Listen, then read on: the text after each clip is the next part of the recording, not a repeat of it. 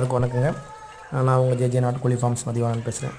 இன்றைக்கி நம்ம பார்க்க போகிற வீடியோ என்ன அப்படின்னா, இந்த மாதிரி எளிய முறையில் வீட்லேயே நமக்கு பிடிச்ச மாதிரி ஒரு குறைந்த ஒரு 10-20 எண்ணிக்கைக்குள்ளே இருக்கிற கோழிகளை நம்ம வந்து கூண்டு முறையில் கேஜ் முறையில் எப்படி வளர்த்தலாம் அப்படிங்கிறத பார்க்கலாம். கேஜிங்கிறது நம்ம அதுக்கு நிறைய செலவு பண்ண தேவையில்லை. சாதாரணமாக இந்த மாதிரி முறையிலேயே நீங்கள் இந்த க்ரீன் கலர் வலையை வாங்கி அதில் நீங்கள் சாதாரணமாக அன்றைக்கி நான் சொன்ன மாதிரி பழைய மரக்கடைகளில் போனீங்கன்னா மரங்கள் கிடைக்கும். அதில் வந்து பார்த்திங்கன்னா ஒரு 4x2 அல்லது ஒரு 6x2 அப்படிங்கிற 6 அடி நீளமும் 2 அடி அகலமும் உள்ள மாதிரி கூண்டு அடித்து நீங்கள் இந்த க்ரீன் கலர் வலையை வாங்கி நீங்களே கட்டி இதை ரெடி பண்ணிக்கலாம். இதில் முன்னாடி மட்டும் சின்னதாக ஒரு ஹோல்ஸ் மாதிரி விட்டுருங்க.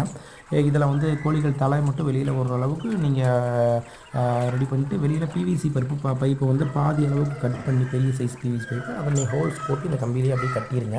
இப்படி கட்டுறதுனால நம்ம தொடர்ந்து இதுக்குள்ளே உள்ளே வந்து தண்ணியோ எதுவும் வைக்க தேவையில்லை.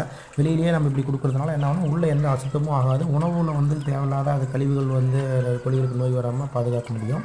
இந்த மாதிரி முறையில் நீங்கள் ஒரு குறைஞ்சது ஒரு 10-20 கோழிகளை வளர்த்தலாம். இதில் முட்டையிடும் கோழிகளை வளர்த்துறதுனால நம்ம தொடர்ந்து ஒரு 20 கோழிகள் வளர்த்துனீங்கன்னா ஒரு 10-13 முட்டை வந்து நமக்கு டெய்லி கிடச்சிட்ருக்கும். இது நீங்கள் வந்து பெருசாக இன்வெஸ்ட்மெண்ட்லாம் எதுவும் தேவையில்லை. நீங்கள் வீட்டில் டெய்லி வேஸ்ட் ஆகிற கிச்சன் வேஸ்ட் அந்த காய்கறிகளை வந்து நீங்கள் இப்போ கொஞ்சம் சிரமம் பார்க்காம கொஞ்சம் சின்ன சின்ன துண்டுகளாக மட்டும் நீங்களே கட் பண்ணி அதை டெய்லி உங்கள் வீட்டில் வேஸ்ட் ஆகிறத மட்டும் இதுக்கு போட்டிங்கன்னா போதும். அது போக வீட்டில் ரேஷன் அரிசி இருந்ததுன்னா கொஞ்சம் கம்பு மட்டும் வாங்கி அதோட கலந்து கொஞ்சம் மஞ்சள் போட்டு மிக்சியில் சும்மா ஒரு அரையாக உடையிற அளவுக்கு அரைச்சி வச்சுக்கோங்க. இது ஒரு 4-5 கிலோ அளவுக்கு ரெடி பண்ணி வச்சுக்கோங்க. நீங்கள் அதை தேவைப்படுறப்போ இது டெய்லி ஒரு கப் அள்ளி அந்த முன்னாடி இருக்கிற ட்ரேயில் அப்பப்போ போட்டு வந்தீங்க அப்படின்னா அது ரெகுலராக சாப்பிட ஆரம்பிச்சிடும்.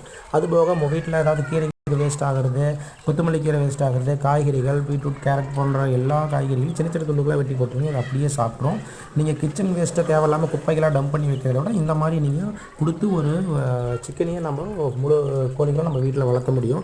இதனால் நமக்கு வந்து ஆர்கானிக் முறையில் நம்ம கண் முன்னாடியே பார்த்த கோழிகளை நம்ம வளர்த்தி நம்ம உணவுக்காக பயன்படுத்திக்கலாம். குழந்தைங்களுக்கு இந்த பிராய்லர் கோழியாக நிறைய பிரச்சனை வருது. இப்போ நீங்கள் பார்த்தீங்கன்னா இது வந்து பார்த்திங்கன்னா பிராய்லர் கோழி இனத்தில் ஒரு கோழி தான். இது சாதாரணமாக 10 ரூபா ரேஞ்சிலே கிடைக்குது. இந்த கோழி இப்போ பார்த்தீங்கன்னா இதில் இருக்கிற கோழி வந்து இப்போ 50 நாள் சைஸில் இருக்குது. நீங்கள் ஒரு மாதம் வரைக்கும் அந்த குஞ்சுகள் கிடச்சிதுன்னா வாங்கி அதை கொஞ்சம் இயற்கையான முறையில் மேய விடுங்க.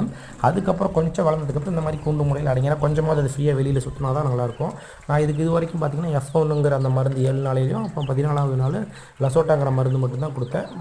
அதுக்கப்புறம் 2 மாதம் 3 மாதத்துக்கு அப்புறம் தொடர்ந்து லசோட்டா கொடுக்க சொன்னாங்க. அதை நம்ம கண்டினியூவாக கொடுத்து இப்படி வளர்த்தலாம். முட்டை கோழிகள் நீங்கள் ஒரு 20 வரைக்கும் கூட இன்னும் கொஞ்சம் பெரிய சைஸ் கூண்டு ரெடி பண்ணி நீங்கள் வீட்டிலேயே வளர்த்ததுனால தொடர்ந்து உங்களுக்கு டெய்லி ஒரு 13-14 மட்டும் நம்ம வீட்டு தேவைகளை பூர்த்தி செய்கிற அளவுக்கு இது நமக்கு அமையுங்க.